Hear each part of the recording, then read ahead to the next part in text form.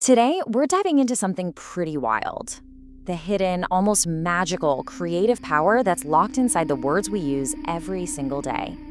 So let's kick things off with a word we've all heard a million times. A word that sounds like total fantasy. But what if I told you its real meaning holds a pretty powerful secret? Okay, so get this.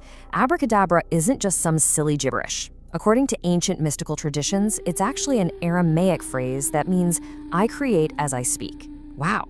So it's not a magic trick word, it's a declaration of your own creative power. Now let's see how this one little word is actually part of a much bigger, much older idea that you can find in some of our most ancient traditions. I mean, this whole idea of creation through speech, it's right there at the very start of the Gospel of John. The word here isn't just talking, it's the fundamental creative force of the entire universe. Just think about the creation story in Genesis, right? The divine act wasn't physical work, it was a verbal command. Let there be light. And bam, just by being spoken, light came into being. So here's the kicker.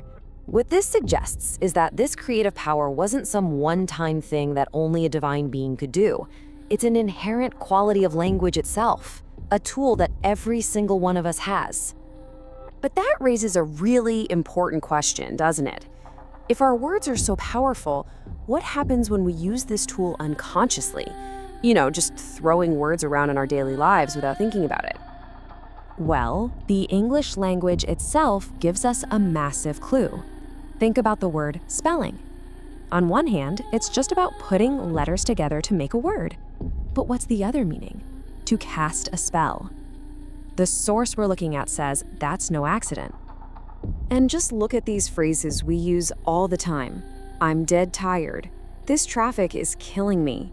Ugh, I'm so poor. We say this stuff without a second thought.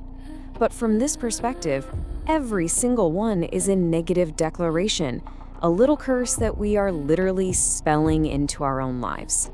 The argument here is pretty stark. We are decreeing our own limitations, our own hardships, by using this divine creative force against ourselves. And the universe, well, it just obeys the command. So how does this whole mechanism really work? Well, the source gives us a really powerful and simple way to think about it. Just let that sink in for a second. A waiter in a restaurant doesn't judge your order. They don't question if you really want that dessert. Their job is just to write it down and bring you exactly what you asked for. The process is completely impartial. The universe, like that waiter, is neutral. It doesn't analyze if your order is good for you or bad for you. It just fulfills the request that you place with your words. And this brings it all back to personal responsibility. If we're constantly talking about our problems, how tired we are, how little money we have, we are basically sending an order to the cosmic kitchen for more of the same. So we can't really be shocked when that's the dish that gets delivered to our table.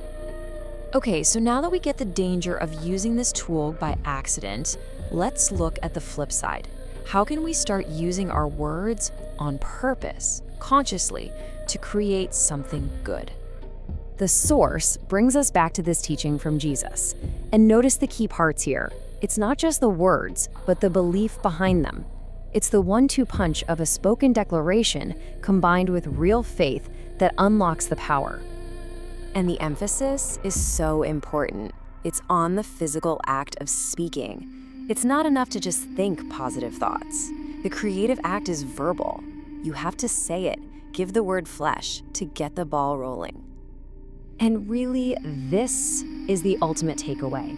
It's a call to action. It's about becoming conscious of our language, about shifting from being an unconscious caster of negative spells to a deliberate, conscious creator of the life we actually want to live. So, as we wrap up, that's the real question this all leaves us with.